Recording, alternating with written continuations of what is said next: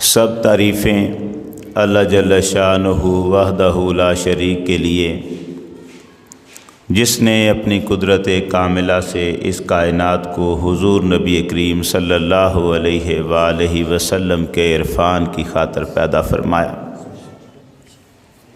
بے شمار درود حضور نبی کریم صلی اللہ علیہ وآلہ وسلم کی ذات اقدس کی خاطر، جن کی ذات اقدس اس کائنات کی تخلیق کا باعث بنی۔ اللہ جل شانہ کے کرم و فضل سے ہم قرآن مجید کی عظیم سورۃ البقرہ کا مطالعہ کر رہے ہیں۔ پچھلے جمعۃ المبارک میں ہم نے سورۃ البقرہ کی آیت نمبر 21 کو تلاوت کیا تھا۔ آج اللہ کے فضل و کرم سے ہم آیت نمبر 22 سے اپنے مطالعے کا آغاز کریں گے۔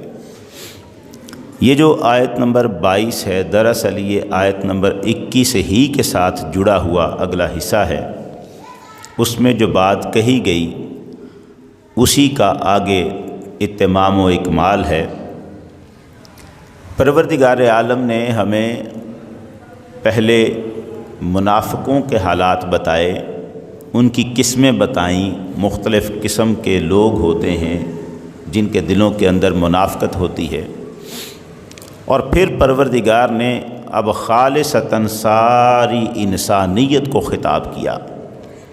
پوری دنیا سے، دنیا کے ہر مذہب کے ماننے والا، خواہ وہ اس سے پہلے کسی بھی مذہب کا ماننے والا تھا، اس آیت، اس قرآن کے آنے سے پہلے کوئی کسی بھی مذہب کا ماننے والا تھا، کسی بھی علاقے کا تھا، کسی بھی قوم کا تھا۔ اللہ نے ساری انسانیت سے خطاب کیا ہے اور فرمایا ہے کہ اے لوگو، اپنے رب کی عبادت کیا کرو، اس رب کی جس نے تمہیں پیدا کیا ہے۔ یہ ایک بہت بڑی بات تھی۔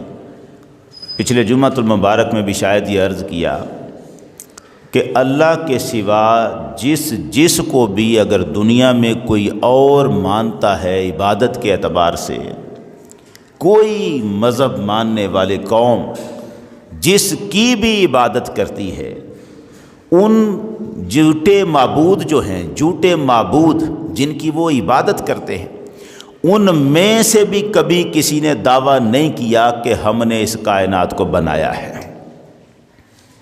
مثال کے طور پر اگر کوئی سورج کی عبادت کرتا ہے تو سورج نے تو کوئی کتاب ہی نہیں بھیجی، سورج کی طرف سے تو کوئی کتاب آئی ہی نہیں ہے۔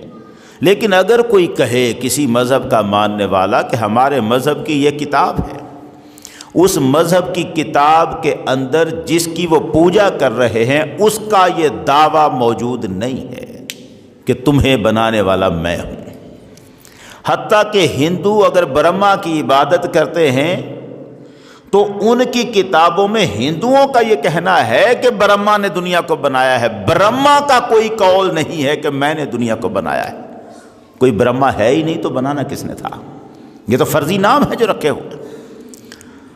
دعویٰ کسی کا نہیں ہے، صرف کائنات کا رب ہے اللہ جو کہتا ہے کہ میں ہوں جس نے تم سب کو پیدا کیا ہے، تم میری مخلوق ہو۔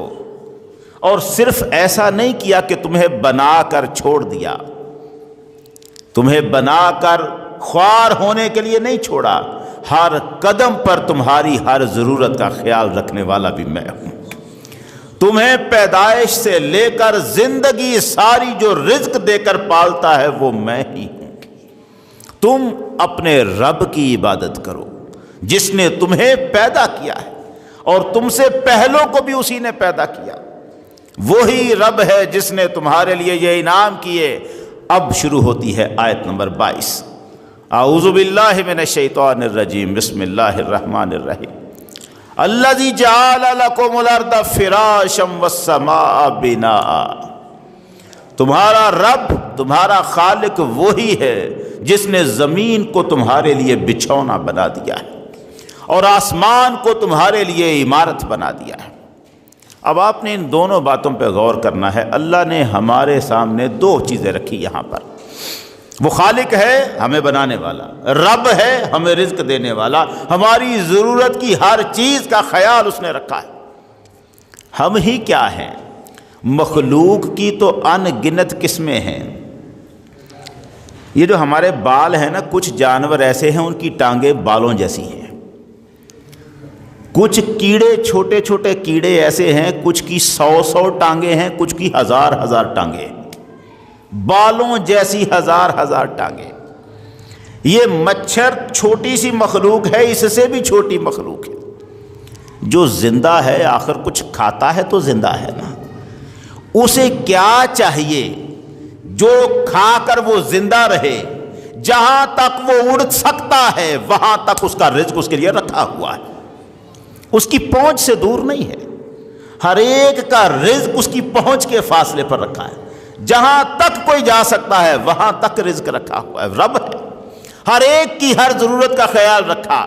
وہ فرماتا ہے میں تمہارا رب ہوں، میری عبادت کرو، میں نے تمہارے لیے زمین کو بچھونا بنایا ہے۔ اب ہم سوچتے ہیں یہ زمین کو بچھونا بنانے کا مطلب کیا ہے؟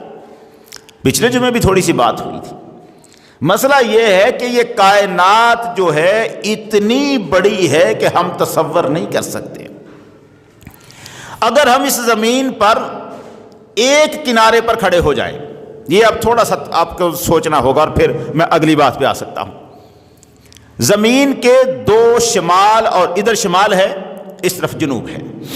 اب آپ نے شمال اور جنوب کا خیال رکھنا ہے۔ اگر ہم شمال کی سائڈ پر چلے جائیں، پہاڑ والی طرف چلے جائیں، جہاں زمین ختم ہو جاتی ہے، زمین تو بڑی ہے لیکن جسے میں ختم ہونے کی بات کر رہا ہوں وہ ہے جسے ہم مٹی کہتے ہیں۔ اس سے آگے پانی ہے، سمندر ہے، جم جاتا ہے، برف بن جاتا ہے۔ اس پر جب چلنے لگتے ہیں تو تھوڑی دور آگے جا کے دھند ہے سفید رنگ کی، اس دھند سے جب آگے چلتے ہیں تو کالے رنگ کی دھند ہے۔ یہاں ہر روشنی بیکار ہو جاتی ہے۔ اس سے آگے قدرت کے راز ہیں جنہیں سائنس جان ہی نہیں سکتی، کوئی نہیں جان سکتا۔ وہ کہاں تک لمبی ہے اس کا کوئی پتہ نہیں ہے، برف جمی ہوئی کہاں تک جائے کوئی شمار نہیں ہے، کوئی پتہ نہیں ہے۔ لیکن میں بات اس کنارے کی کر رہا ہوں جو مٹی والا حصہ ہے۔ یہ مٹی والا حصہ جہاں جا کے ختم ہو جاتا ہے، وہاں اگر کھڑے ہوں آپ اور پوری زمین کے دوسری طرف نگاہ کریں، جہاں جا کے اس طرف جنوب کی طرف زمین ختم ہو جائے، ادھر قطب شمالی ہے، ادھر قطب جنوبی ہے، یہاں شمالی سے لے کے جنوبی تک کل فاصلہ 12,000 کلومیٹر کا ہے۔ کتنا فاصلہ ہے؟ اور پھر دوسرے اختلاف کے ساتھ کچھ فاصلہ 20,000 کا سائنسدانوں نے کچھ کہا۔ اب 20,000 کلومیٹر کا فاصلہ ہے وہاں سے وہاں تک، یہ فاصلہ آپ ذہن میں رکھیے گا، 20,000 کلومیٹر۔ ایک مقام پر جہاں بندہ کھڑا ہو وہاں سے زمین کے گرد چکر لگانا شروع کرے، پوری زمین کے گرد چکر لگا کے وہیں پر آئے جہاں سے چلا ہے، تو 40,075 کلومیٹر کا فاصلہ طے کرتا ہے۔ زمین 20,000 اس طرف یا 40,000 گھوم کے، ہزاروں میں ہی ہے نا یہ فاصلہ۔ اب زمین سے اوپر کی طرف چلے، اس زمین سے اوپر فضا، ہوا، ستارے، کہکشائیں، 25 ارب کلومیٹر کا فاصلہ اندازہ ہے سائنس کا، آگے پتہ ہی نہیں کہ کہاں تک ہے، آگے کا کوئی پتہ نہیں۔ جہاں تک ان کے آلات نے کام کیا ہے، جہاں تک وہ سمجھ سکے ہیں، جہاں تک وہ اندازہ کر سکے ہیں، آگے کا تو اندازہ ہی نہیں نا۔ لگا کون سکتا ہے اتنی بڑی کائنات کا اندازہ؟ اس کو جان کون سکتا ہے؟ اندازہ 25,000 کا نہیں، 25 لاکھ نہیں، 25 کروڑ نہیں، 25 ارب کلومیٹر کا فاصلہ اوپر کو جہاں تک یہ پہنچے ہیں۔ اتنی بڑی کائنات میں زمین کی حیثیت کیا ہے؟ اس زمین کی حیثیت یوں ہے جیسے ایک بڑے ریگستان میں کھڑے ہو جائیں اور وہاں پر ریت کا ایک ذرہ، پوری کائنات میں زمین اتنی سی ہے۔ یہ جو اتنی سی زمین ہے، اب ذرا باقی کائنات پر نظر لگائیں، چاند، سورج، ستارے، عطارد، زہرہ، زمین، مریخ، مشتری، زحل، یورینس، نیپچون، پلوٹو، جتنے سیارے ہیں، کسی ایک سیارے پر بھی زمین جیسا ماحول نہیں رکھا اللہ نے۔ کہیں ہوا نہیں، کہیں آکسیجن نہیں، کہیں پانی نہیں، زندگی وہاں نہیں رہ سکتی۔ کسی سیارے پر، کسی ستارے پر پروردگار نے کہیں مٹی اتنی سخت کر دی کہ کھدائی نہیں ہو سکتی۔ زمین واحد وہ جگہ ہے جس کو رب نے انسانوں کے رہنے کے قابل بنا دیا ہے۔ کھدائی کرو، مکان بناؤ، مر جائے دفن کر سکو۔ کئی سیارے ایسے ہیں جن پہ کسی کو دفن کرنے کے لیے قبر تک کھودنا ممکن نہیں ہے، لاوے کے بنے ہوئے۔ ہماری زمین پگھلے ہوئے لاوے سے اگر بن جاتی، کھدائی کیسے ممکن ہوتی؟ کیسے؟ اور یہاں پہلا قتل قابیل اور حابیل کے معاملے میں ہوا ہے۔ قابیل نے حابیل کو قتل کیا تھا، اس کو دفنانے کا طریقہ سکھانے کے لیے پروردگار نے ایک کوے کو بھیجا تھا، جس کوے نے اپنے مرے ہوئے دوسرے کوے کو دفن کرنے کے لیے چونچ سے زمین خریدی تھی۔ چونچ اپنی سے کوا قبر بنا رہا تھا کوے کی، اور اسے دفن کیا تھا۔ اس نے دیکھ کر اندازہ کیا قابیل نے کہ یوں دفنانا ہے میں نے بھی۔ یار یہ زمین ہے جسے کوا بھی اپنی چونچ سے خرید سکتا ہے اور قبر بنا سکتا ہے۔ زمین کے علاوہ کہیں پر یہ معاملہ موجود نہیں ہے۔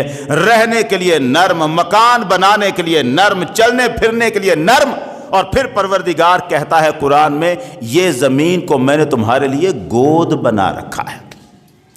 گود، مہد، گود کی حیثیت، اس پر ہم ٹھہر سکتے ہیں، چل سکتے ہیں۔ یہ ساری زمین اگر ریت ہی کی ہوتی تو دوڑنا اور چلنا آسان ہوتا؟ لاوے کی ہوتی تو کھدائی کرنا ممکن نہ ہوتا، ٹھنڈ ہو جاتی۔ کئی ستاروں پر بے بہا ٹھنڈ ہے، اتنی ٹھنڈ ہے کہ برداشت نہیں ہو سکتی۔ دنیا کائنات تو بڑی عجیب و غریب ہے۔ پروردگار کہتا ہے اسے میرا احسان مانو کہ تمہارے رہنے کے لیے، تمہارے مزاج کے مطابق، تمہاری طبیعت کے مطابق، تمہاری ضرورت کے مطابق میں نے زمین کو بچھونا بنا دیا۔ یہ سارے انسانوں سے بات ہے، صرف مسلمانوں سے نہیں، انسانوں سے۔ پھر وہ کہتا ہے وَالسَّمَاءَ بِنَاءً، میں نے آسمانوں کو تمہارے لیے عمارت بنا دیا ہے۔ سورۃ الانبیاء میں پروردگار فرماتا ہے وَجَعَلْنَا السَّمَاءَ سَقْفًا مَحْفُوظًا، یہ جو آسمان ہے میں نے ان کو ایک محفوظ چھت بنایا ہے تمہارے لیے۔ ہم سوچتے ہیں ہمیں تو آسمان کا پتہ ہی نہیں کہاں ہے، وہ ہمارے لیے کیسے ہوا؟ یہ کہتا کہ میں نے فرشتوں کے لیے آسمان بنایا ہے تو سمجھ میں آتا۔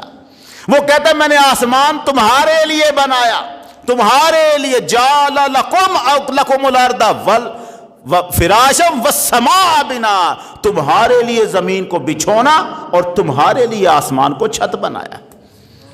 ہمارے لیے کیسے ہے آسمان؟ ہمارے لیے چھت کیسے ہے؟ پروردگار جب آسمان کی بات کرتا ہے نا، یہاں پر ساتوں آسمانوں کی بات کرے تو اوپر کی دنیا ہے، لیکن ایک آسمان کی بات کرتا ہے تو آسمان سے نیچے والی دنیا ہے۔ یہاں سے ہم زمین سے اوپر کو جائیں نا اڑتے ہوئے، یہ جو ہمارا جہاز اڑتا ہے، کچھ باتیں ہیں تھوڑی سی سمجھ لیں پھر آگے آپ کو پتہ چلے۔ زمین سے ہمارا جو جہاز اڑتا ہے نا، بڑی بلندی پہ جائے تو 10 سے 12 کلومیٹر کے فاصلے پہ اڑتا ہے۔ 20 سے اوپر 25 کلومیٹر جب زمین سے ہم اڑ جائے نا اوپر کو سیدھے، کہنے کو یہ تھوڑا سا فاصلہ ہے، کہنے کو تو لگتا ہے یہاں سے ناروال یہ زیادہ ہو، لیکن اتنا فاصلہ ذرا اوپر کو جائے۔ 25 سے 30 کلومیٹر اوپر کو جس وقت جاتے ہیں، ہوا کی طرف جس وقت سفر کرتے ہیں، تو وہاں پر ایک طے ہے آکسیجن کی بنی ہوئی، ایک چھت ہے۔ سائنس کہتی ہے اس کا نام رکھا ہوا ہے اوزون۔ یہ اوزون جدھر بھی جائیں گے اس سے اوپر زندگی نہیں ہے، اس سے اوپر پرندہ اڑ نہیں سکتا، اس سے نیچے نیچے ہے۔ یہ اوزون ایسی لیئر ہے کہ سائنسدان کہتے ہیں، یہ سائنسدان جب میں لفظ بولتا ہوں تو صرف انگریز نہیں ہیں، ہمارے مسلمان بھی سائنسدان ہیں، ہمارے مسلمان سائنسدان، وہ کہتے ہیں کہ اس سے اوپر جا کر زندگی ممکن ہی نہیں ہے۔ کوئی انسان تو کیا پرندہ زندہ نہیں رہ سکتا، اس لیے ہے ہی نہیں وہاں پر۔ اس چھت نے کیا کیا ہے؟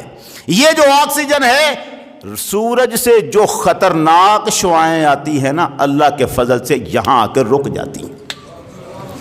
یہ جو ہم تک شعاعیں سورج کی آ رہی ہیں وہ ہیں جو ہمیں فائدہ دیتی ہیں، مگر سورج سے صرف یہی شعاعیں نہیں نکلتی، اس سے خطرناک قسم کی شعاعیں نکلتی ہیں، ان کا راستہ روکنے کے لیے وہ چھت بنی ہوئی ہے۔ کمال ہے وہ چھت جو سمجھتی ہے میں نے اس شعاع کو گزرنے دینا ہے، اس دوسری کو نہیں گزرنے دینا۔ رب کی قدرت ہے۔ سائنس کہتی ہے ultraviolet rays, infrared rays, یہ وہ شعاعیں ہیں جو سورج سے زمین تک نہیں آ سکتی، آ جائیں جس پر پڑ جائیں، کوئی نابینا ہو جائے، کوئی کوڑ کے مرض میں مبتلا ہو جائے، اتنی خطرناک مر جائیں۔ اور صرف اکیلا سورج نہیں، اوپر جتنے ستارے ہیں ہر کوئی سے ایسی شعاعیں چھوڑتا ہے، ان شعاؤں کو روکنے کے لیے وہ چھت بنی ہوئی ہے۔ اس سے بھی اوپر چلے جائیں، وہاں عجب قسم کا ایک نظام ہے، اتنی گرمی ہے، اتنی گرمی، آگ کا سمندر ہے۔ وہ جو آگ کا سمندر ہے نا، کئی مرتبہ اوپر سے ستارے ٹوٹ کر گرتے ہیں۔ انسائکلوپیڈیا بریٹانیکا جلد نمبر 15 میں لکھا ہے کہ ٹیلیسکوپوں سے دیکھا گیا، اور یہ وہ بات ہے جو ہمارے قرآن کی تفسیروں میں بھی لکھی ہوئی ہے، ہر رات تقریباً 12 خرب ستارہ ٹوٹتا ہے۔ 12 خرب ستارہ اگر ٹوٹتا ہے، قرآن نے سورہ ملک میں پہلی آیت میں کہا تھا وَلَقَدْ زَيَّنَّا السَّمَاءَ الدُّنْيَا بِمَصَابِيحَ وَجَعَلْنَاهَا رُجُومًا لِلشَّيَاطِينِ، ہم نے دنیا کے آسمان کو چراغوں سے سجایا ہے، اور ان چراغوں کو ہم شیطانوں کو مارنے کا آلہ بھی بنایا ہے۔ فرشتے توڑ توڑ کے شیطانوں کو مار رہے ہوتے ہیں۔ 12 خرب ستارہ اندازن روزانہ ٹوٹ کے گرتا ہے، ایک بھی ٹوٹ کے اس زمین پہ گر پڑے، ہل کے رہ جائے ساری زمین، تباہ کر کے رکھ دے زمین کو، وہ کہاں جاتا ہے جو گرتا ہے؟ وہ جو آگ کا سمندر بنایا ہوا ہے، وہاں آ کے سب ذرہ ذرہ ہو کے دھواں بن جاتا ہے، اوپر سے گرنے والے پتھر دھوئیں میں تبدیل ہو جاتے ہیں، اتنی آگ ہے وہاں پر، اتنی آگ ہے۔ اور اسی آگ کے سمندر کو آگے بھی آپ نے یاد رکھنا ہے، تبھی آپ کو آیت سمجھ میں آئے گی۔ یہ آسمان بڑا عجیب و غریب ہے، آسمان تو اوپر ہے نا، اوپر، اس سے نیچے جو معاملات ہیں، جو تباہیوں سے بچانے کے لیے پروردگار نے انتظامات کر رکھے ہیں، جان ہی نہیں سکتے ہم۔ وہ اور تھے جو آسمانوں کے راستے جانتے تھے۔ مولا علی فرمایا کرتے تھے منبر پہ بیٹھ کے، سلونی ان ترک السماء، لوگوں مجھ سے پوچھو آسمانوں کے راستوں کے بارے میں، انی عالم بہا من الارض، اور میں زمین کے راستوں کو جتنا جانتا ہوں اس سے زیادہ آسمانوں کے راستوں کو جانتا ہوں، اس سے زیادہ آسمانوں کے راستوں کو جانتا ہوں۔ کہاں سے آیا ہے علم؟ علی وہ ہے جو آسمانوں پر نہیں گئے، جو آسمانوں پر نہیں گئے وہ آسمانوں کے راستوں کو جانتا ہے۔ جو معراج میں عرش پر گیا تھا، اس سے کون سا راستہ چھپا ہوا ہے؟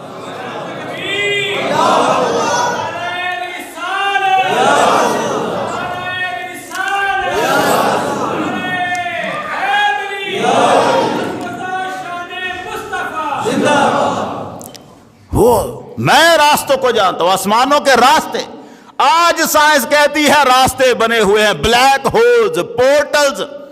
جو پڑھے لکھے لوگ ہیں ان کے لیے بڑے آسان ہو جاتی ہیں یہ باتیں، وہ کہتے ہیں راستے ہیں۔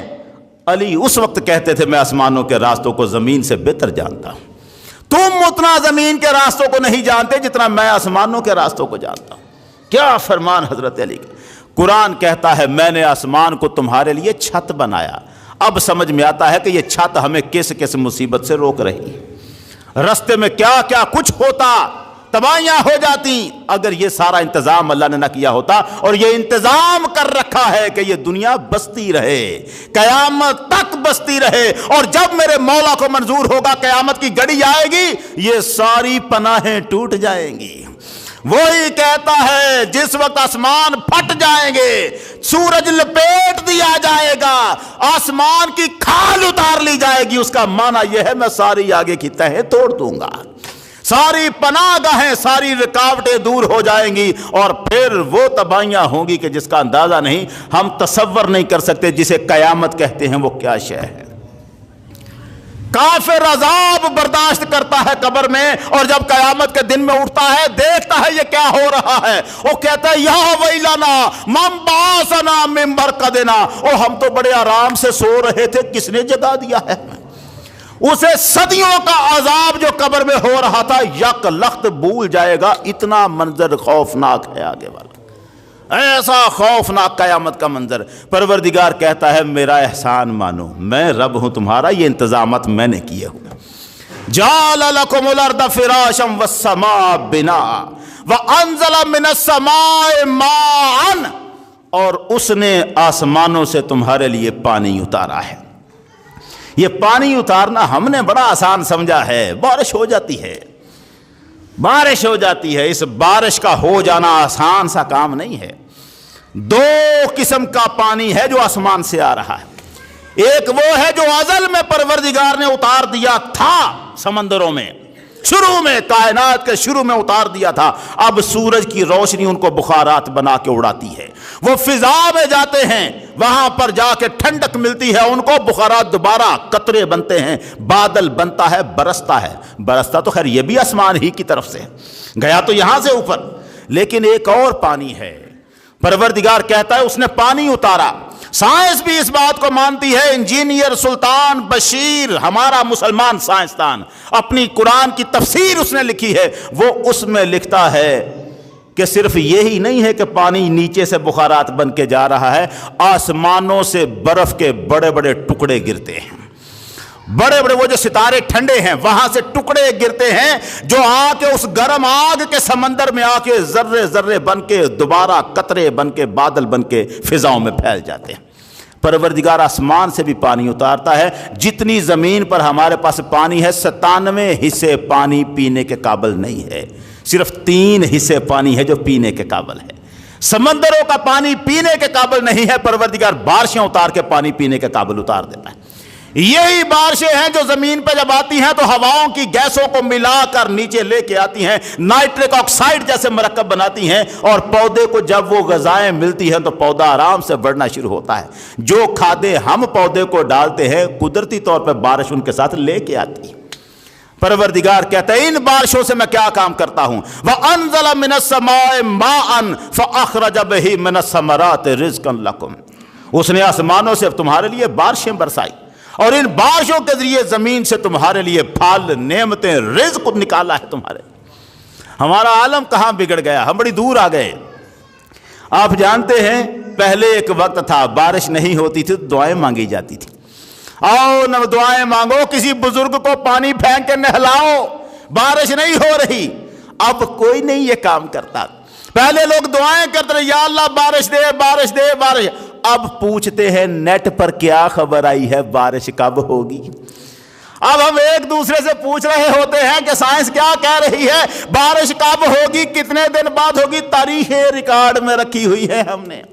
اچھا کوئی بارش نہیں، ہاں اب تو پھر اگلے مہینے 2 مہینے بعد ہی آئے گی، اور اس پہ مطمئن ہو جاتے ہیں۔ ہم نہیں سوچتے کہ یہ ساری چیزیں جو ہم نے خبریں رکھی ہیں رب ان کا محتاج نہیں ہے۔ پروردگار جب چاہے بارش نازل فرما سکتا ہے۔ بات تو ہمارے دعا مانگنے کی ہے، ہم نے دعائیں چھوڑ دی، ہماری نظر وہاں پر چلے گئی، ہم صرف اسی بات پہ ہیں، ہاں آئے گی بارش آئے گی۔ قرآن کہتا ہے اس نے تمہارے لیے بارشیں اتاری ہیں جن کے ذریعے تمہارے لیے رزق نکالتا ہے زمین سے۔ فَلَا تَجْعَلُوا لِلَّهِ أَنْدَادًا وَأَنْتُمْ تَعْلَمُونَ، تم جانتے ہو ساری باتیں، یہ تمہارے لیے بارشیں آتی ہیں، فصلیں اگتی ہیں، جان بوجھ کر پھر رب کا شریک ٹھہراتے ہو، غلط کرتے ہو۔ اللہ کے ساتھ کسی کو شریک نہ ٹھہراؤ، فَلَا تَجْعَلُوا لِلَّهِ أَنْدَادًا وَأَنْتُمْ تَعْلَمُونَ، کسی کو اللہ کے ساتھ شریک نہ ٹھہراؤ۔ اچھا اب یہاں تک آپ آ گئے اور میں آپ کو یہاں سے تھوڑا بدلنا چاہتا ہوں پٹری، مجھے کوئی 2-3 باتیں اور کرنی ہیں۔ یہ آیت تو مکمل ہو گئی، ایک بات شروع میں رب نے کی تھی منافقت سے نکل کر خالص ایمان کی طرف، آگے رب نے فرمایا ہے شرک نہ کرو، صرف اللہ کی عبادت کرو۔ صرف اللہ کی عبادت کرنا اور اس کے ساتھ کسی کو شریک نہ ٹھہرانا، ایمان خالص رکھنا اور اس کے ساتھ کسی کو شریک اللہ کے ساتھ نہ ٹھہرانا، یہ بہت بڑی بات ہے، بہت بڑی بات ہے یار۔ ایویں ہی ہمیں اسلام مفت میں ملا ہے، اللہ کی قسم یہ بڑے عجب مرحلے ہیں۔ جو مسلمان نہیں ہیں نا ان سے پوچھو ان کے دل میں کتنی تڑپ ہے اس کے لیے۔ جو ایک اللہ کو سجدہ کرنا چاہتے ہیں نا ان کے معاملات کچھ اور ہیں، ہم بڑے بدبخت ہیں، بد نصیب ہیں۔ پیشانیاں ملی، مسلمانوں کا گھر ملا، نماز کی اذانوں کی اجازت ہے ہمیں کہ ہم مسجدوں میں آئیں، اور ہماری پیشانیاں سجدوں کو ترستی رہتی ہیں، ہم سجدہ کرنے کا موقع اپنی پیشانی کو نہیں دے رہے۔ ہمیں سلامت جسم دیا رب العالمین نے، ہم گلیوں میں پھرتے رہتے ہیں، ہمیں توفیق نہیں ہوتی کہ اپنے اس رب کو سجدہ کریں جس کو سجدہ کرنے کو دنیا ترس رہی۔ لوگ ڈرتے ہوئے نہیں آ رہے مگر ترس رہے۔ ایمان بڑی شے کا نام ہے، بڑی شے کا نام ہے۔ جب عمر ابن عبد ود نے خندق کی جنگ میں آ کر للکارا تھا نا مسلمانوں کو، اس نے کہا اٹھو کوئی میرے مقابلے میں آئے، مولا علی اٹھ کے کھڑے ہوئے، انا لہو یا رسول اللہ، حضور میں جاتا ہوں اس کے مقابلے۔ فرمایا علی انہ عمر ابن عبد ود، وہ تو پہلوان ہے عرب کا، عمر ابن عبد ود ہے، بیٹھ جاؤ۔ بٹھایا، اس نے پھر للکارا، او کوئی نہیں، اٹھو عمر تمہیں پکار رہا ہے۔ علی پھر کھڑے ہو گئے، انا لہو یا رسول اللہ، حضور نے فرمایا علی انہ عمر ابن عبد ود، بیٹھ جا، وہ عمر ابن عبد ود ہے، پہلوان ہے، بیٹھ جا۔ علی بیٹھ گئے، اس نے تیسری بار پھر للکارا، او کوئی نہیں تم میں جو میرا مقابلہ کر سکے۔ حضرت علی اٹھ کے کھڑے ہوئے، انا لہو یا رسول اللہ، حضور نے فرمایا علی بیٹھ جا، انہ عمر ابن عبد ود، بیٹھ جا، وہ عمر ابن عبد ود ہے۔ علی نے ہاتھ باندھے، یا رسول اللہ کیا ہوا؟ عمر ابن ود ہے، جانے تو دیں میدان میں، مجھے جانے تو دیں۔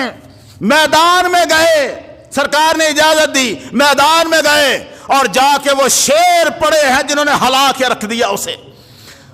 عمر، وہ عمر ابن عبد ود پہلوان، اکیلا 1000 آدمی سے کافی لڑنے کے لیے، اکیلا پہلوان لوہے میں غرق، اور مولا علی اس کے سامنے جا کے کہتے ہیں لا تجلن فقد اتاک مجیب صوتک غیر عاجز، آ گیا ہے تیری پکار کا جواب دینے والا، نہ جلدی کر، جلدی نہ کر، تیری آواز کا جواب دینے والا وہ آ گیا ہے جسے تو ہرا نہیں سکتا۔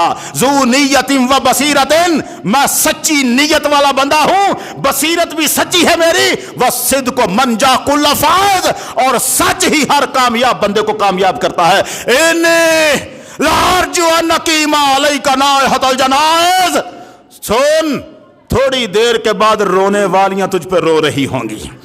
عمر کو للکارا ہے کیسے میدان میں جا کے، انی لارجو ان نقیم علیک نائحۃ الجنائز، اور تجھ پہ رونے والیاں روئیں گی۔ اور پھر اگلا جملہ، من ضربۃ النجلائن یبقى ان ذکرها عند الحزاحز، میں ایسی ضرب ماروں گا نا جب تک تلواریں چھنکاریں دیتی رہیں گی، علی کی ضرب کی یاد باقی رہے گی، جب تک تلواریں چھنکار دیتی رہیں گی میری اس مار کی یاد دنیا کو یاد رہے گی۔ آگے بڑے، عمر نے اتر کر جب وار کیا ہے اپنی زرہ پہ روکا، حضرت علی کی وہ جو ڈال تھی، ڈال آگے کی، حضرت علی کی ڈال کو اس نے کاٹا، ڈال کو کاٹ دیا اس کی تلوار نے، ڈال کو کاٹ کر حضرت علی کے سر اقدس پہ یہاں لگی ہے وہ تلوار، ہلکی سی ٹچ کی، اس کی طاقت ڈال نے روک دی تھی مگر ڈال کٹ گئی، تلوار یہاں خون بہا، مولا علی کا یہاں سے لہو بہا، لیکن سرکار اس کے سامنے کھڑے رہے۔ اب سرکار نے وار کیا ہے، حضرت علی نے وار کیا ہے، منظر دیکھ رہے تھے، مجھے روایت سے یوں سمجھ آتا ہے جیسے آخری منظر دیکھنے کے لیے سرکار نے نگاہیں پرے کر لی ہوئی تھی، یوں لگ رہا ہے، اس لیے کہ آگے لفظ بڑے عجب ہیں۔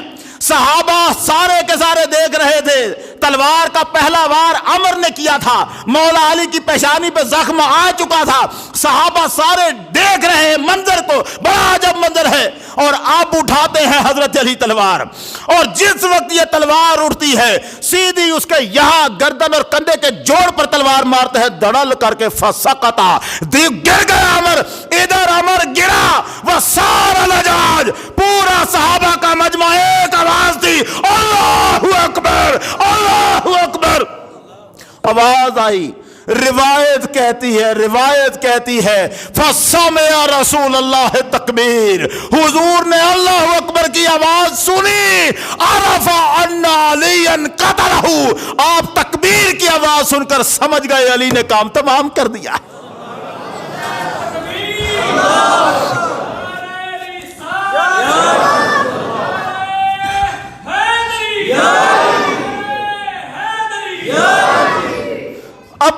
اب حضرت علی جب اس کو مار کے فارغ ہوئے نا، اگلے جملے آپ نے نہیں سنے، کبھی نہیں سنے۔ حضرت علی عمر کو مار کر جب واپس پلٹے ہیں، روایت کہتی ہے وجہہ یتحلل، حضرت علی کا چہرہ سرخ ہو چکا ہوا تھا، خوشی سے خوشی سے، اور جو جملے کہے ہیں سرکار نے، علیہ یقتحم الفوارس ہاکذا انی وعنہم اخر وصحابی ابد الحجارۃ من صفاحات عقلہ عبدت رب محمد بثوابی. کیا جملے کہے. انہوں نے کہا اوے اب اس جیسے لوگ مجھے للکاریں گے. ہائے ہائے ہائے. یکتم علیہ یکتہم الفوارس ہاکذا، ایسے لوگ گھوڑوں پہ بیٹھ کے آ کے مجھے علیہ مجھے للکاریں گے. یہ لوگ، ان کی کیا جرت ہے. میرے اور میرے ساتھیوں، میرے اور ان کے درمیان سے ہٹ جاؤ، ان کے لیے میں اکیلا کافی. انی وعنہم اخر وصحابی، میرے ساتھیوں پیچھے ہٹ جاؤ. آگے جو جملہ بولا ہے مولا علی نے، یہ جملہ کمال ہے. ابد الحجارۃ، ایسا جملہ ہے، ابد الحجارۃ من صفاحات عقلہ. اور یہ بے وقوف تھا، ساری زندگی پتھروں کو پوچھتا رہا. ابد تو رب محمد بثوابی، اور میں وہ ہوں جس نے محمد کے رب کی عبادت کی ہوئی. میں وہ ہوں جس نے محمد کے رب کی عبادت کی ہوئی ہے. یہ پتھروں کو پوجنے والا مجھے للکار رہا ہے. یہ علی. اور ادھر خیمے میں آواز سرکار دو عالم نے جو دی ہے، فرمایا اللہ مبارزۃ علی ابن ابی طالب لعامر ابن عبد ود خیر من اعمال امتی الی یوم القیامہ. قیامت کے دن تک میری امت جتنی نیکیاں کرے گی، علی کا آج کا یہ دن سب سے باری رہ جائے گا. علی کا جواب وہ علی ہے، اتنی طاقت. اور پھر سرکار نے ایک موقع پر یہ بھی فرمایا تھا، لو ان السماوات سبع والارضین سبع کفۃ وضع فی کفۃ، اگر ساتوں آسمان اور 7 زمینیں ترازو کے ایک پلڑے میں رکھی جائیں، وَإِيمَانُ عَلِيٍّ فِي كِفَةٍ، اور علی کا ایمان ترازو کے دوسرے پلڑے میں رکھا جائے، لَرَجَحَ إِيمَانُ عَلِيٍّ، علی کے ایمان کا وزن بھاری نکل آئے گا. وہ علی، ایمان اتنا مضبوط، تلوار کا وار اتنا مضبوط، اتنا مضبوط. اور پھر دیکھ منظر، حضور آئے ہیں سیدہ فاطمہ کے پاس صبح صبح. پوچھا بیٹی میرے بیٹے کہاں ہیں، حسن حسین کہاں ہیں؟ سیدہ نے عرض کیا حضور علی ان کو ساتھ لے کے گئے ہیں. یہ روایت میں نے آدھی سنائی ہوئی ہے، آج تھوڑی سی پوری کرنا چاہتا ہوں. حضور علی ان کو ساتھ لے کے گئے ہیں. سرکار باہر نکلے، کسی سے پوچھا علی کدھر کو گئے ہیں، لوگوں نے بتایا ادھر کو. اب پوچھتے جا رہے ہیں کہ علی کدھر کو گئے ہیں. پوچھتے پوچھتے یہودی کے باغ میں پہنچے. ایک یہودی کے باغ میں پہنچے، وہاں امام حسن اور حسین بیٹھے کھیل رہے تھے. ان کے سامنے چند کھجوریں پڑی ہوئی تھی، چند کھجوریں ان کے درمیان پڑی ہوئی ہیں اور وہ کھیل رہے ہیں. حضرت علی کنویں میں سے بالٹیاں نکال کے یہودی کے باغ کے کھجوروں کے درختوں کو دے رہے تھے. دنیا کو یہ نہیں پتا کہ حضرت علی جب مسلمانوں کے خلیفہ بنے تھے، خلیفہ بننے سے پہلے آپ کام کیا کرتے تھے. خلیفہ تو بعد میں بنے ہیں، اس سے پہلے آپ کا روزی کمانے کا ذریعہ کیا تھا. حضرت علی کا ایک خصوصی کام تھا اور ایک باقی مزدوری عام تھی. یعنی عام مزدوری تو یہ ہے جو کام ملا وہ لے لیا، جو کام ملا. عام طور پر کھجوروں کے باغوں میں کہیں گوڈی کرتے نظر آتے ہیں، کہیں کھجوریں اتارتے ہوئے نظر آتے ہیں مالکوں کے لیے.